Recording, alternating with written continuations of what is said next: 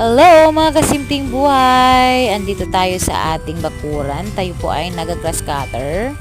Kailangan ito dahil tayo po ay magtatanim ng mga seeds, iba't ibang seeds. Ayan, so excited kung kailan darating yung ating iba't ibang seeds na itatanim dito.